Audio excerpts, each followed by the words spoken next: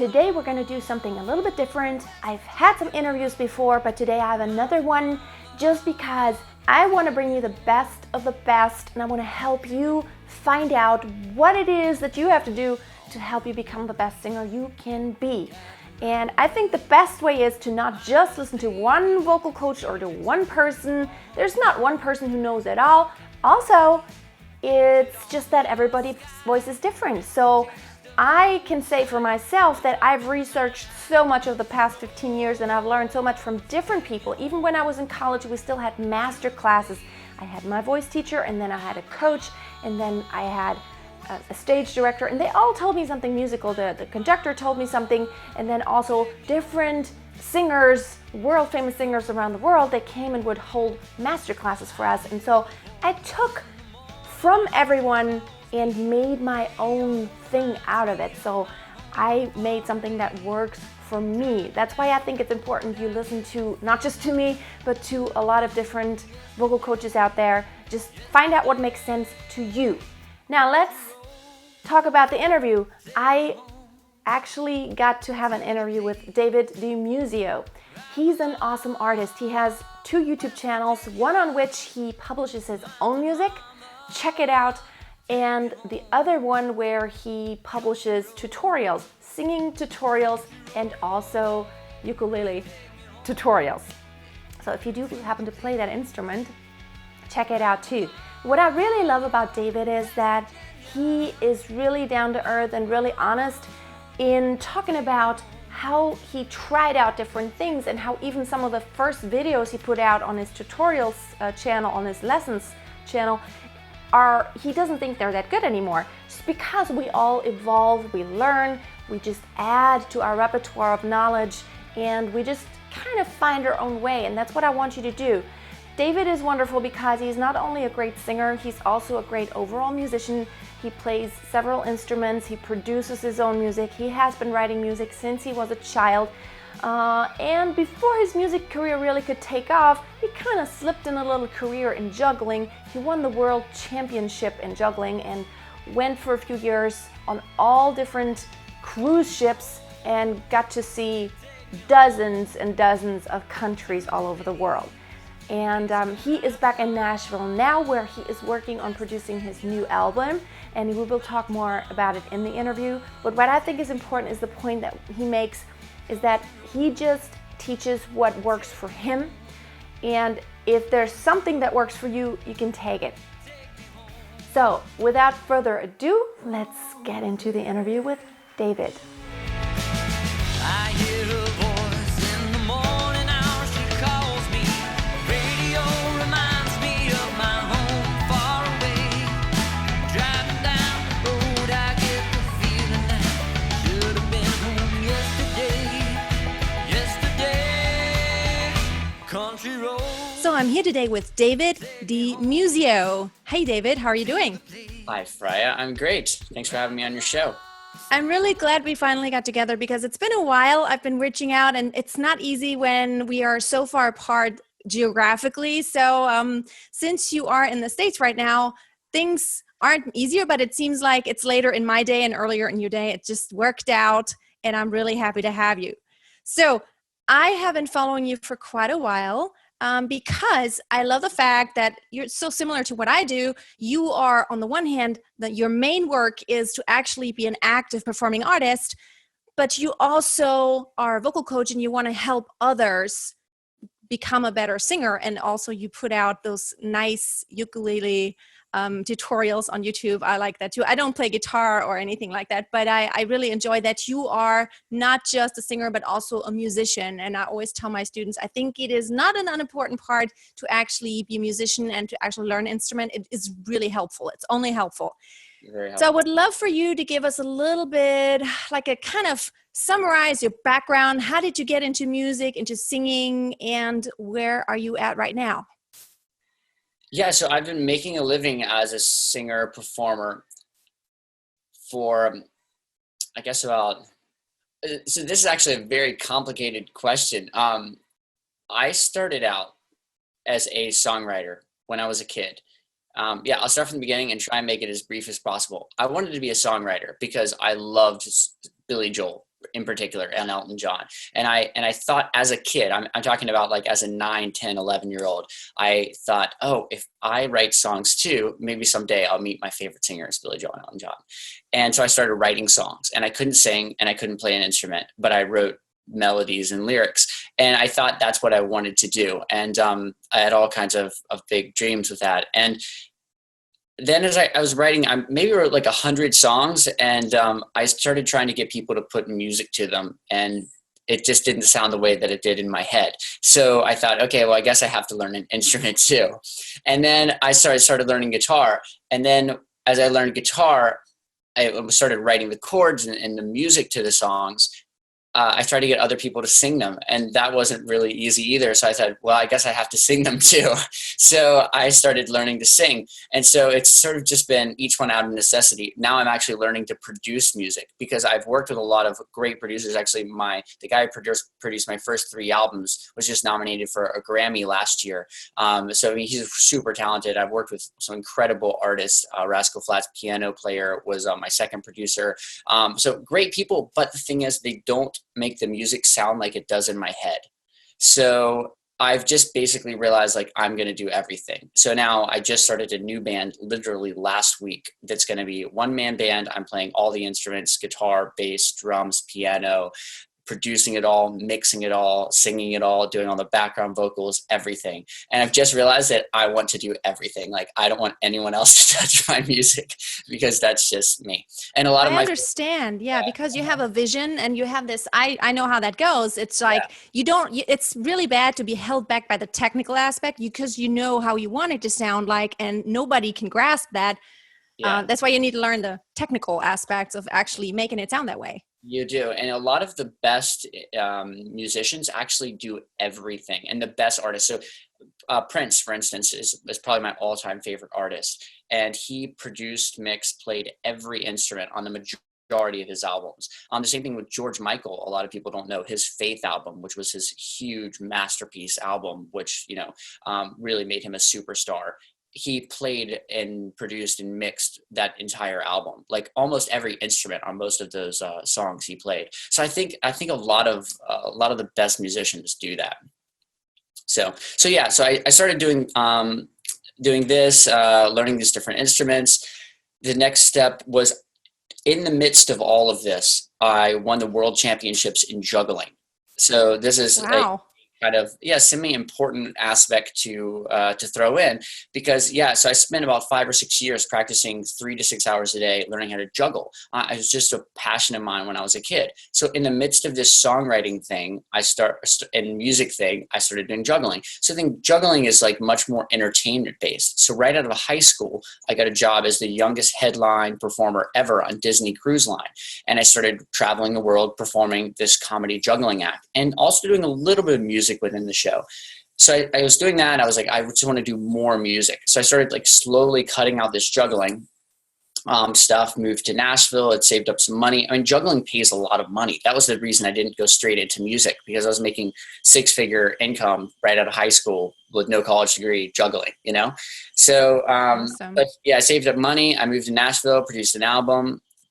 During that time, I started putting up my first YouTube videos. A couple of them went kind of viral in the Philippines. And so I thought, and I've been interested in visiting the Philippines. So I just took a trip there. I met a girl. At that time, I sent out my album to a couple record labels while I was there. I had a song recorded by one of the most famous Filipino artists. So I thought, okay, well, I just had a song recorded by a famous Filipino artist. I'd never had a song recorded by a famous American artist. Maybe I should move to the Philippines. I had fun there anyway. So I moved there, started doing music, had a few hit songs in the Philippines, signed a record deal in the Philippines, performed with almost every popular Filipino artist. I would say like 95% of all the famous Filipino artists I've worked with in some way.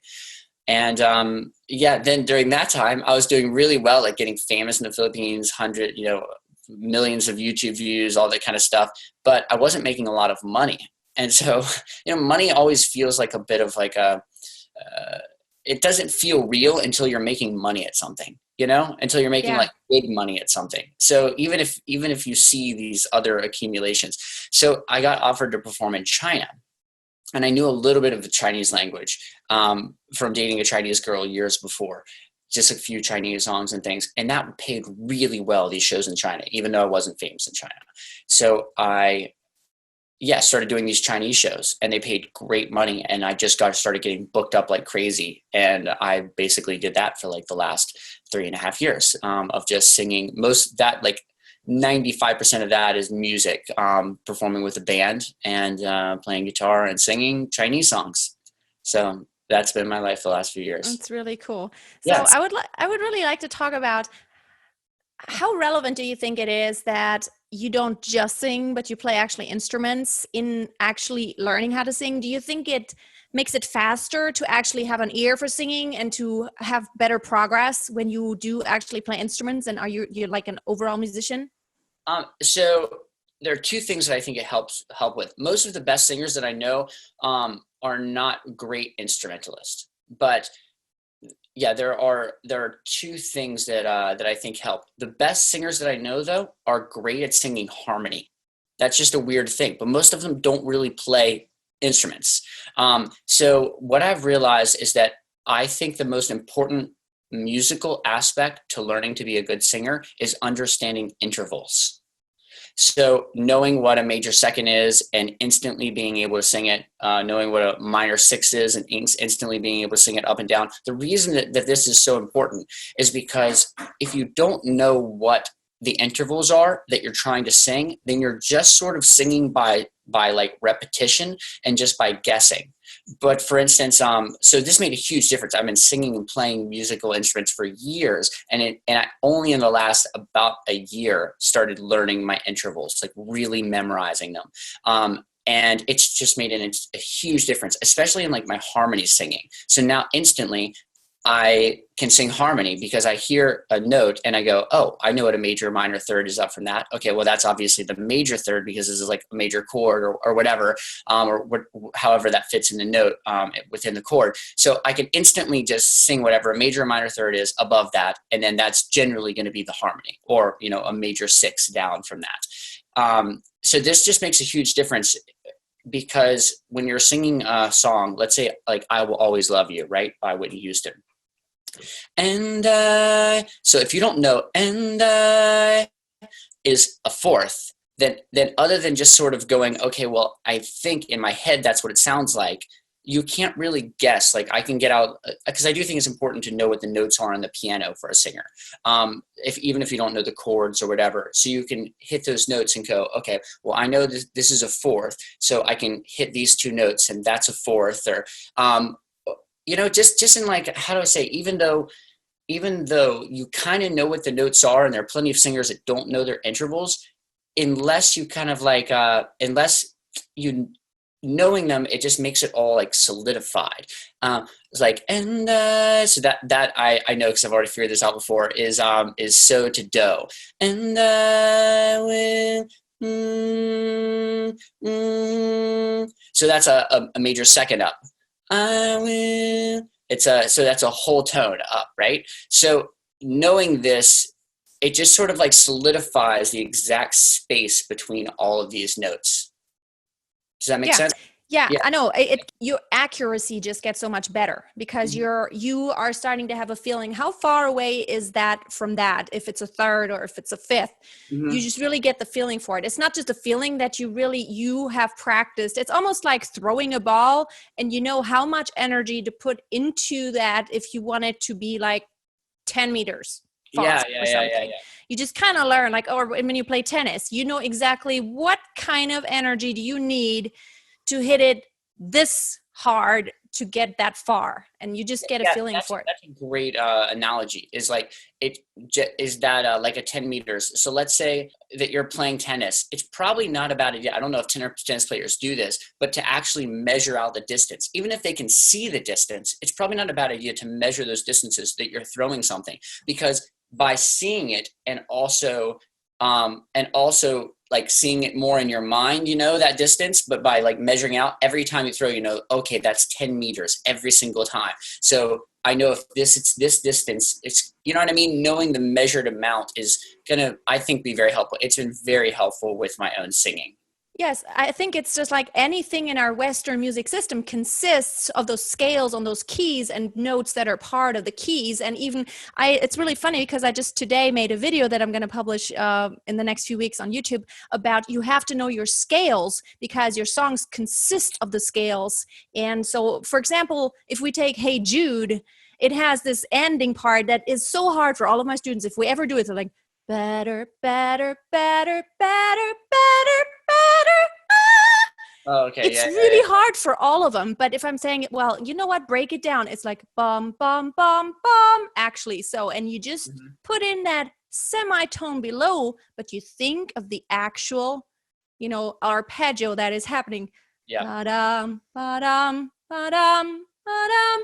It makes it so much easier because you kind of have the tools and you have the system, your roster that you need to go in, and anything that's outside of that, it's like almost in your head, in your brain, you're thinking, it's like, okay, this is where it goes, this is where it goes, this is where it goes. You kind of have your anchor points and you're very accurate then in where you want to go. Yeah, because our heads, they aren't always perfect. When it comes to like there's a song "Forever" by Kenny Loggins, and I was singing it. I've been singing this song for years, or listening to the song at least for years. And I was doing it in the studio for a recording a few weeks ago, and I kept singing the wrong interval. Like in my mind, whatever it was, I forget what it was. Forever, forever, which I was trying to think which one it was. I was singing it as a fourth, but it was actually a fifth. But the thing that made it work is the fact that I know what a fifth is. The producer just said to me, "Oh, sorry, you're singing that as a fourth," which the note that was the fourth worked, but it's actually the original recording. It's a fifth, right? So he was like, "Oh, sing these two notes as a fifth interval in between," and so instantly I knew, "Oh, okay, cool," and I switched it to that.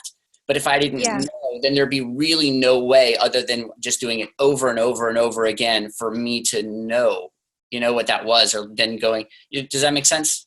Oh, you have a much better way to communicate with others too. I mean, that's why I did the series on YouTube, Musicianship for Singers, because I think it is important to know some terms and what it is and what the possibilities are in music, and that way you can communicate. If I tell someone, do a diminuendo, it's like, what? It's so much quicker than telling someone, you know what? You just get a little softer and slower here, and let me show you how.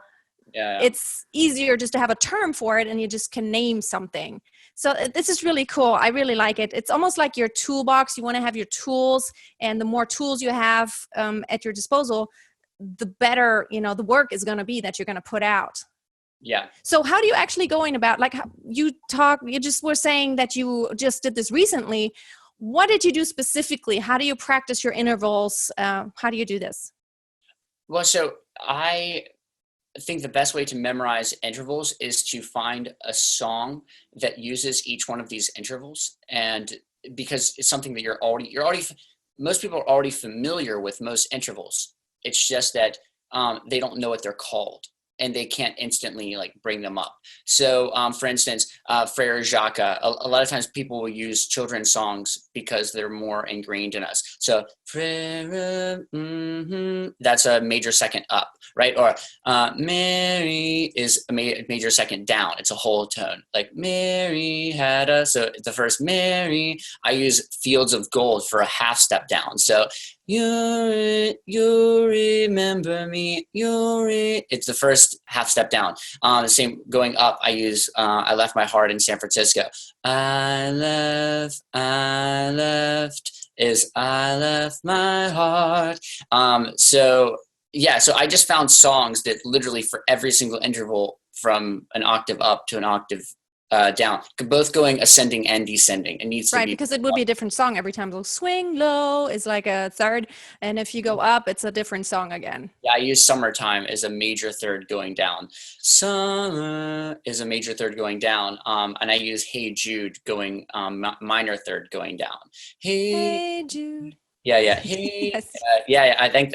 Hey Jude. Yeah, so that's So anyway, I use just all these different songs, and then basically once you have your songs, then you just, I practice them literally all the time. So if I'm tuning up my guitar, I did recently a video about this as like a guitar hack. So if I'm tuning my guitar, knowing what all these notes are, so these are like fourth intervals. So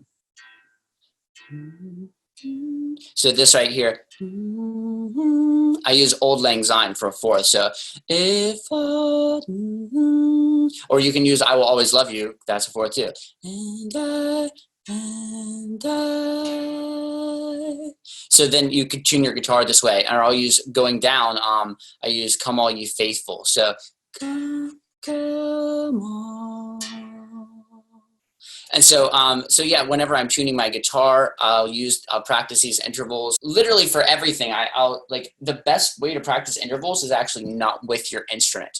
The best way to practice is by trying to figure it out in your mind and then checking. So whenever I'm learning a new song, I'll try and figure out first what the intervals are. So like Take Me Home, Country Roads, take me home. I'll try and like, first I'll find out like what do is. I'll try and figure out what do is. Where's the do in that? Take me home, country road to the place where I belong. Do. I feel like do, yeah. that feels like do to me. And do is pretty easy to find. It's to me, this is the easiest note to find within because it just feels like the end, you know? So I'll try and figure out where do is, and then I'll try and figure out from there what those intervals are. So we said do. So it's going to be starting on the second, then it sounds like to me. Do, no, sorry, it's the same note. So do, it starts on do. Do, take me. So that's a major second up. And another major second. So another major second. So it's do, re, mi. So take me home, do, re, mi.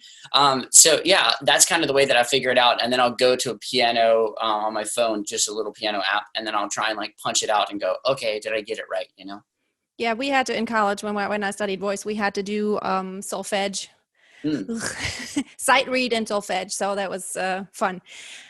Another thing I would like to ask you about is like, since you're also on the stage a lot or you have been, I get asked a lot, or this is kind of my thing because I see so many, and I'm sure you will agree with me, there's a lot of famous singers that may sound awesome, but you can already tell the way they, their technique, it's problematic because you hear them getting hoarse very quickly and you hear them having vocal problems down the road.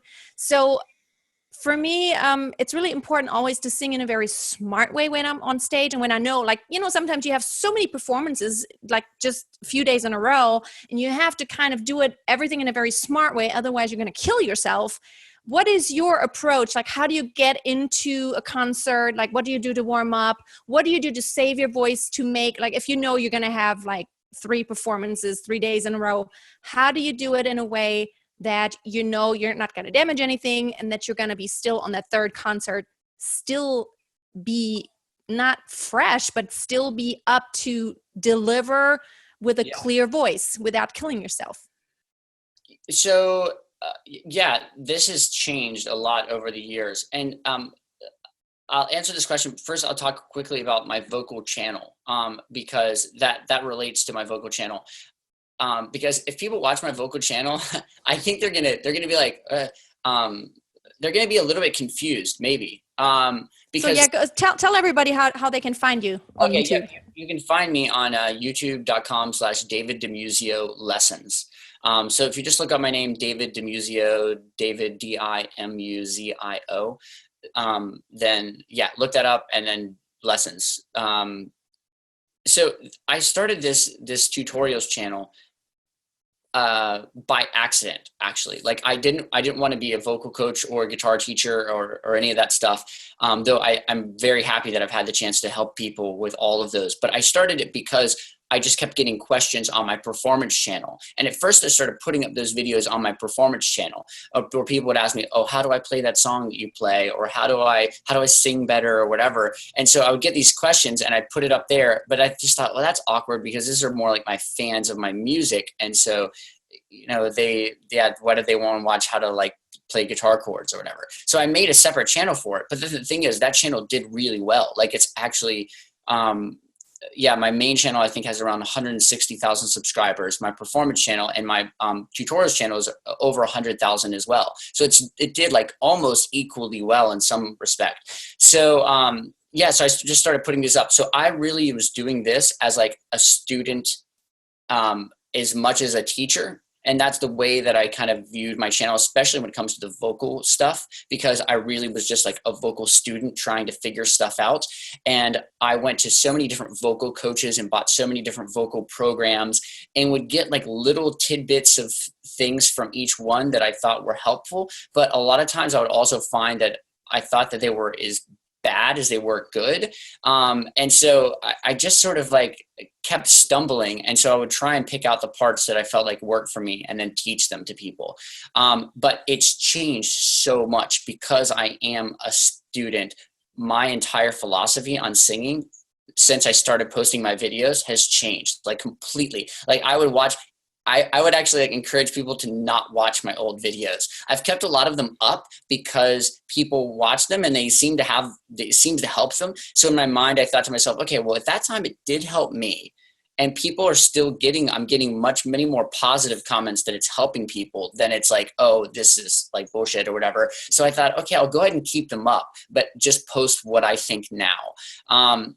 So, because I do think that there's aspects of things that don't work that do work, if that makes sense, you know? So there's like a lot of programs that like there are good little tips and things within that. But even if overall it's kind of like, I don't think it's that helpful. So anyway, so my current like philosophy on vocalizing is so different. I used to be all about warm-ups. I used to warm up for like hours sometimes before shows, you know, at least half an hour. Now I virtually never warm up. That's been a huge help to me, which is kind of weird. Now, obviously that also is a little bit with the fact that I've trained my voice a little bit more. So maybe I just don't need as much of warm up. But what I noticed is that most of my, the best singers that I know personally don't really warm up much. And the most sort of stable singers. So they would literally sometimes like wake up out of bed and go sing songs that you really like by Journey. I mean, it's pretty insane. And so I realized that not everybody needs to warm up that much. And when I stopped warming up, I didn't wear out my voice as much on stage. So I almost used the stage as a warm up. So that goes back, to your original question, which was, how do you not wear out your voice? Well, actually, I don't warm up. Well, you know, it's really funny that you say that because I think, first of all, it really depends on your voice type. I mean, the tendency is if you have a really heavy voice, you will need more time to warm it up fully versus when you have a lighter voice. Like my voice too, I virtually don't warm up. Like if I have a concert where I sing for 2 or 3 hours, I do not warm up because I use the first few songs in a very smart way to do it in a way that I don't do the very most demanding song first off, but I just kind of, you know, let it come slowly. But then if I have a performance where I'm just singing 2 songs and they need to be right on and it's like off the bat demanding, that's why I do need to do some prior work. So I think it really depends. Yeah. That makes total sense. So I guess I'm always relating these things to myself because that's all I really have to base it off of. And so, in my shows are usually about like 40 minutes to an hour long. I don't warm up really. The only thing that I do is I warm up my head resonance space. So I usually will sing a few songs in falsetto. I'll usually sing, generally the one I do is like, I Want to Be Your Lover by Prince, because it's just all in head voice, or I'll do Kiss by Prince. So just stuff where it's literally all in head tone, because we don't speak in head tone, right? So, or head resonance. So I do think that you do need to warm up your head resonance space. I don't think chest resonance space you need to warm up. I usually do like just kind of shout a couple notes to kind of make sure that the upper part of my chest resonance range is a little stretched. But I mean, my warm up takes, other than singing a few songs in falsetto, I do go around and do that. So I guess you can count that as a warm up, but that's literally just kind of, I'm walking around and I want to be your lover, wanna be your mother and your sister too. I'll sing like kind of some of those just head resonant stuff and add a little bit more resonance into it as I go, a little bit more connection, right? So I usually just start with a little falsetto, but I guess I don't really consider that like a vocal warm up, even though it is. It is. Yeah. But you made a really good point, because I think even if you're not going to sing in falsetto in your concert, that is an important part of your warm up. I think it feels almost like you're stretching out your vocal cords. And since, you speak in your chest resonance all day long, it's like blah, blah, blah, blah, blah. So that's usually pretty well warmed up by the time, evening time comes around. But your head resonance, this is like the upper parts of your voice. This is totally neglected when you speak. So that's why I think it is really important that you incorporate that somewhere before you start singing demanding repertoire. And always do that kind of stuff. And of course, I have an opera background, but even when I did opera, I did the chest voice. I didn't want to neglect that, because I feel, just doing that whole range back and forth, it really makes your voice more agile too. Mm-hmm. And I always feel that the head, when I practice head voice, it really warms up the rest of my voice so nicely. I mean, it's like so easy then. Yeah, exactly. What would be your tip to save your voice, to not kill yourself when you're on stage? Because of course you want to give everything and you want to give your best, but you still want to do it in a smart way. What are some things that you have learned? I actually don't, there's nothing that I don't do to like not kill myself on stage. So I think on stage is kind of when you are supposed to kill yourself. So I don't believe in like any kind of holding back. Whatever you've done up to that point to prepare is either going to happen or not happen based on the techniques that you've already instilled for probably years. So I don't think that because I've tried that. I've tried being technical on stage where I was like, okay, cool, I'll try and like really blend well here and stuff. Like it just doesn't work, like for me again. So when I'm on stage, I just give 100%, and whatever I've like learned, it works. It like all locks in, or it doesn't. But now it does, you know what I mean? Because like I built up the techniques through practicing and through performing. I mean, I've gone through performances where, this is a weird thing about doing things on stage. And I learned this from language, is that once you've done something in like a really high pressure situation, once you've screwed it up on stage once, you probably won't again. So I did this with language. I would like put new lines in Chinese, and I don't really speak Chinese. I mean, a bit, but I would put like whole big phrases in Chinese. And often the first time I do them on stage, I'll really badly screw them up. Even if I've like rehearsed like crazy. This is just me. For some reason, like the first time I do anything on stage, I screw up. So I'll like totally blow this line, but I'll never blow that line again. So it's the same thing like singing. There's an A that I have to belt out at the end of this song, a Chinese song that I do. And A is like a pretty big note for guys to like hold out at the end of a song. And so the first time that I did this, I screwed it up so badly. But the next time that I did it, my voice went to that place because like I'd already rehearsed it, and like I think there's something in your brain that just kind of, says, okay, I tried that once, like now I know what to do, and then it does it the next time. Does that make sense? Yeah, it totally makes sense, because it's like you make mistakes, and that's why I always tell my students it's really important that you make those mistakes, because you learn so much more from actually making the mistake than just staying safe and not even trying it out. So you just you make the mistake full out, then you will learn how to not do it, and that's what direction to go. I think it really makes a lot of sense. Yeah, it's so different doing it in a rehearsal than on stage. Like I can sing that A in rehearsal all day long, but going to it at that moment in the heat of the show when I'm moving around and I've just been like singing my very hardest, and all of a sudden I have to like completely change the placement of my voice and now like have it be a way more like head resonant kind of placement. That's the part that like is really difficult. And there's almost no way to simulate that, I mean, I guess I probably could if I just like really try and perform it full out with myself. But like, there's a band behind you. It's just like a whole different feeling. You know what I mean? So then you don't have that pressure that you have to, because you're never going to give as much if you don't have an audience. yeah, I don't think that the only other tip that I'll give for performing on stage, as far as, and this isn't a performance tip, but as far as vocal tip, is I'm screaming on stage. This has been probably my favorite thing to learn how to do, is to scream.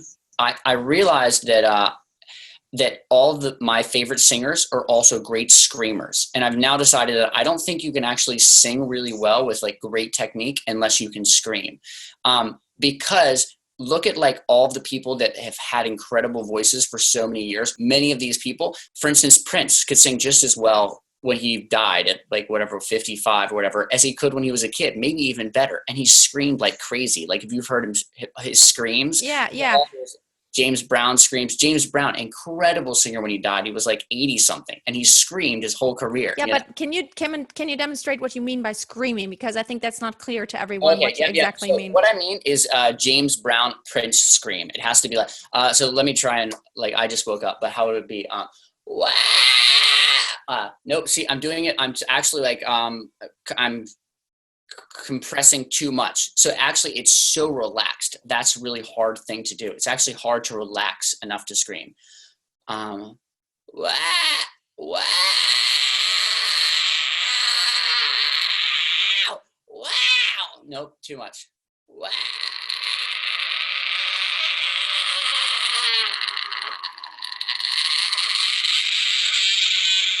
Kind of like this like vocal fry kind of thing like that. So I'll do it like an I Love Rock and Roll.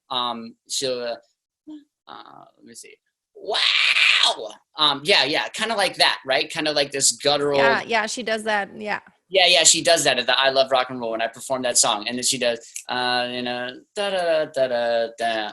Wow. And you do that on the mic, and when you're like right on the mic and you do, even though it's not super loud here, it sounds huge on the microphone. So it's got this so yeah, to learning how to scream, like it's actually this very relaxed thing. And if you do it wrong, then it's not relaxed. It actually doesn't sound as good. Like right now I'm not quite relaxing into it enough. So yeah, but I think that it's really important to learn how to do that, because you have to learn how to like relax. It's weird. Right. And I think that's important, because as soon as you put a lot of pressure on it and really lean against your vocal cords, you're going to do, it has the opposite effect. You're going to get hoarse, but to actually do it in a way that you stay light on it. It's the same with whistle register. It's important to stay light and not to push against it. And then you're going to be good to go. Yeah. I know there's a lot of people actually that teach that vocal fry is really good for the voice and that you can actually train and warm up with it. So just the caution is you got to stay light. You can't push. As soon as you start to get really loud and just try to, without control, just wow, this is really hard in your voice then. Yeah, it has to be like, there's this weird placement for it. So I haven't yet found I can do the placement on stage, which is the more of like a scream, like the James Brown scream. What I haven't been able to yet find a way to like really sing well within a song is more of like the in between. So more of like a tonality, if that makes sense. So like Prince, the way that he screams, or James Brown, there isn't actually much tone in their screams. It's more of just this like vocal fryish scream thing. But I like my favorite two guys that I think do this really well is like AC/DC's Brian Johnson. Like that guy still has a great voice, like incredible voice, all these years later, and he's been singing these crazy screamy, super growly songs his whole career. And that's because he's found that way to like healthy scream, and that head voice kind of thing. And the same thing with like Steven Tyler from Aerosmith, right? He does all those crazy screams, and he still sounds great. He's like 60 something years old. So yeah, I think like a lot of those singers, the ones that don't scream, I find are the ones that lose their voice. Like Bon Jovi. Like Bon Jovi never had a scream, right? Yeah, he just has this kind of like scratchiness that was not controlled though. Yeah, and now he's lost his voice. Like he can't sing anything like he used to. Yeah, I actually got to meet him once really shortly. Oh, cool. Yeah, I love him. Cool. Yeah. So yeah, this is all great stuff. I feel like I'm gonna have to have you back sometime to talk Okay. about falsetto because I know you sing a lot in that. Yeah. But we want to wrap it up now. It's this Okay. really awesome stuff because you said something that is so important where I feel that everybody really needs to keep that in mind. You always talk about that you kind of did your YouTube channel as a student and trying out things and seeing what works for you. And everything I put out too, it's like you have to try it out, try it on for yourself. And because everyone's voice works differently, you have a different body, everybody is different, you have a different voice type, and there's different things that your voice naturally wants to do more of or doesn't like to do. So always respect your natural voice and try out what works for you. And I always tell my students too, it's like, no matter what anybody tells you, you know, there's so many vocal coaches out there and there's so many different schools of thoughts.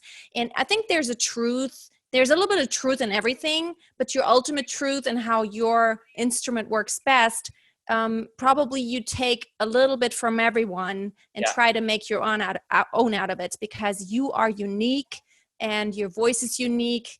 And you just kind of have to get to the place to where everything makes sense to you and it feels right. Yeah, the most frustrating thing as a vocal coach or vocal teacher is actually, and probably it is for you, is trying to convince people that no one has the answers. So everyone says that they have the answers, especially all these popular online vocal coaches. They all tell you they have the answers. None of them have the answers. They have some answer, and there is no secret to, I think that's the biggest thing is like there's no secret to learning how to sing, and that's like a very YouTube thing. It's like 3 tips, 3 secrets to change your voice. I mean, we like kind of have to do it because at this point, like it's what everybody wants you to do is teach them these secrets. The only secret is to listen to singers that you love and try and imitate them and just practice it like crazy. That's like the best secret. And beyond that, everything else is just little things that will help you a little bit to make, you know, they're going to help you. Like vocal coaches are awesome. And watching little tips and things, you'll learn different things that will help you, but nothing is going to be an overnight change. If you're lucky, it will be like a 2-month change, you know, of constant practice. So, I mean, Yeah. I've only had vocal breakthroughs literally after like years of practice and then finally going, oh, that feels different, you know? Right. And that's, you know, sometimes it does happen in a moment where you're like, Yeah, I yeah. just now felt it, but that's not because I just now learned how to do it. It's because I've been actually trying something out for a long time and just now started to click. And then it starts to click. And then even after it starts to click, there's literally like, you know, months, years after that until you can use what started to click in a performance. Yeah. You And know, because like it has to become automatic, first of yeah, all. yeah. There's so many things I can do in practice that I can sing Nessun Dorma like in practice, you know, and belt out all the notes and have them sound great, but I can't do it on stage. And I'm probably years away from being able to do it on stage, you know? So it's literally like making these things to where they're automatic is a huge difference. And you know, yeah, if anyone's watching and they're like, oh, well, how do I learn how to sing? Yeah, it's really just practice. Watch some tips, but spend more time practicing than you do watching tips, you know? Yep. They say it takes 10,000 hours to be an expert. And in singing, I think it takes probably about 100,000. Yeah, it takes a You, long time, you but always keep on getting better all the time. yeah. No matter how good you ever get, you can always still learn some things. Well, thank you so much, David. Thank you so much for your time. I really appreciate it for you taking the time to talk with me. I think everyone will really take away some really great things here. And I just hope that we helped a few people today just to have some insights into, you know, what works for you, what works for me, what works for someone, and then try it out and see how it works for you. Yeah, definitely. I hope this helps you guys out. Hope you'll check me out on YouTube. And a really pleasure talking to you, Freya. And I love your attitude and your vibe. And yeah, I can tell you're a really awesome person. And people should keep watching your channel to keep being inspired. Well, thank you so much. And hopefully I will talk to you soon. Bye. Okay. Oh, bye. Thank you so much for hanging around for the interview. This is a longer video. I hope you enjoyed it, and I hope you will take some of these things to heart, and maybe it just makes you think. I love listening to interviews. It's, by the way, also on my podcast show, where I don't always put out the same content as here on YouTube. but podcasts are an awesome way just to kind of learn on the go when you don't have the chance to watch a video. You can download the podcast ahead of time into your podcast player and you just listen to it on the go and stay motivated. Thank you so much for watching today. I hope you're going to be back next time. If you have not subscribed, make sure you subscribe and click on that bell symbol. That way you will be notified when new videos come out. Have a wonderful day, and until next time, don't forget, always keep on singing and always keep a song in your heart. Bye. Yesterday, country road, take me home to the place where I belong, West Virginia, Mountain Mama, take me home, country road.